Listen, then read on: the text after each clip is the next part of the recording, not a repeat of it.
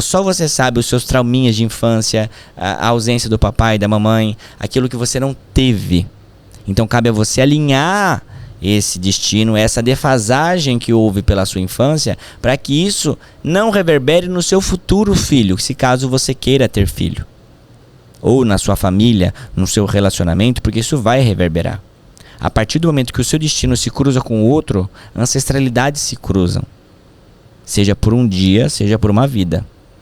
Por isso que é muito sério as questões de atos sexuais, as questões de relacionamentos, tudo na gente dentro do candomblé, a gente tem que ir ao jogo. O orixá que tem que conceder, né, dar o alvará para a gente poder fazer tudo na vida, e isso é muito importante de ressaltar, porque se a gente não tem um aval do orixá, geralmente, se você não tem a bênção do nosso Deus que a gente é iniciado, por que a gente vai fazer? Então, presta bem atenção no que vocês estão fazendo, vão ter a concepção de uma nova vida, faz de uma forma espiritual. E se você é de candomblé, gente, se relacione com alguém de candomblé. Seja um relacionamento heteronormativo ou homoafetivo, independente de qual seja for. Você tem que ser da mesma religião. A pluralidade religiosa no Brasil ela é imensa.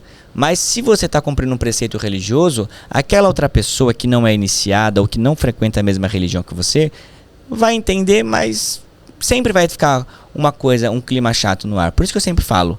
Uma vez até um vídeo meu viralizou. Macumbeiro namora macumbeiro. Crente namora crente, católico namora católico, né? Porque um pega a Bíblia, o outro expulsa o demônio. Um pega o terço, o outro pega a água benta. O kardecista pega o passe, o outro pega o livro dos espíritos. O macumbeiro, um segura a galinha, o outro passa a faca.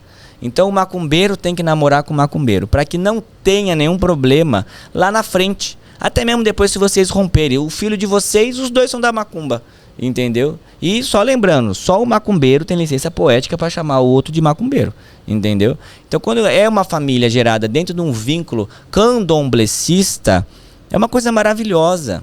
Você é concebido através de um ventre sagrado, do orixá sagrado ali presente na sua vida.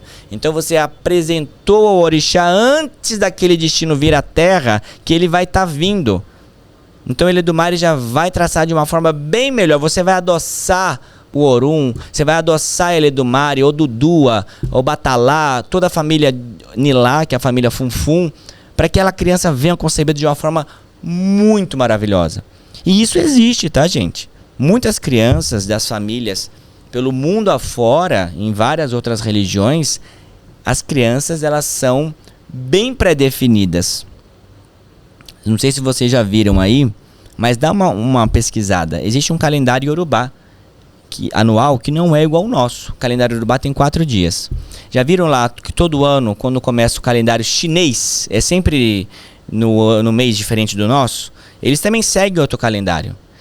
E se você quiser fazer filho homem ou mulher, tem nesse calendário chinês, ensina você a fazer filho homem, fazer filho mulher. Em tal data tal, pela lua tal, se você for concebido ali a fecundação, a criança vai nascer do sexo tal. Existe isso. E as pessoas elas não se interessam por isso. Mas é muito interessante saber, porque lá na China, acredito também que na Ásia, na Europa e na África em si, existe essa cultura real, porque isso provém de uma realeza tamanha, e é uma realeza espiritual, porque todos nós viemos de ancestralidades divinas. Quem veio antes de nós? Os orixás. Então, direto ou indiretamente, não o povo branco, claro, mas o povo preto provém diretamente dos orixás. São descendentes de reis e rainhas, né? Então a gente está falando aí de uma comunidade africana ou egípcia, né, que está tudo ali misturado, tudo ali envolvido, né, os fenícios, o povo antigo ali do Saara, do Egito, de toda daquela parte ali da Mesopotâmia, da África em si, ocidental, da África do Sul, África Central, África do Norte, da Yorubalândia, né? Então ali existe várias ritualísticas para um concebimento da vida.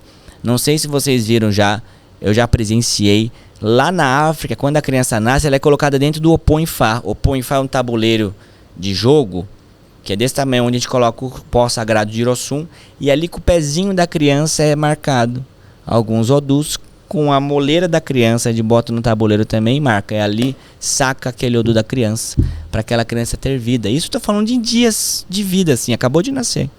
Então é muito importante apresentar essa criança ao Nilé, para que ela tenha bons passos sobre a terra, para que essa criança não sofra, para que a terra não se alimente dela antecipadamente, porque o nosso destino de todos é esse, que a terra não vai nos alimentar da gente, mas que se alimente na hora certa, né? Então por isso que a gente faz ebó para o Nilé, para acalmar a terra, para que a gente não seja, que a gente não sirva de alimento antecipadamente, né? Então a criança é apresentada ao Senhor do dia, à terra, aos odus, aos orixás, para que essa criança seja acolhida num berço espiritual desde a sua infância. E o quão bom é se todas as crianças fossem acolhidas da mesma forma. Nós não teríamos tantos problemas psicológicos hoje como nós vemos na sociedade. Então tiraram essa espiritualidade das famílias, né, de uma forma homeopática. Hoje ninguém mais fala sobre enterrar o umbigo de uma criança. Isso é uma tradição europeia, africana, todo mundo conhece isso. Minha avó mesmo, ela enterrou meu umbigo numa determinada árvore quando eu nasci, né? E ela falava na época que ela queria enterrar a placenta. Minha avó nem de candomblé era. Minha avó era bisneta de povo indígena. E ela já falava que tinha que enterrar a placenta, mas como minha mãe teve um parto natural no hospital, naquela época, por conta da ignorância, não tinha como fazer. E não tinha essa religiosidade vasta, como eu tenho hoje para com meu filho. Então, enterrar o umbigo, dentro do ritual do candomblé, né, ou da cultura urbana, se faz ritual com a placenta, com o cordão umbilical da criança, para que haja um direcionamento para aquela criança, para que seja feito da melhor forma possível. É como se você pegasse um ser que nasceu agora aqui, ó, e falar pro mundo, ó, fulano de tal, esse nasceu com esse destino para isso, para aquilo outro, ali colocou alimento, ali apaziguou, jogou todos os pós sagrados em cima daquela criança e ó, assoprou o sopro da vida, além do que o Batalá colocou.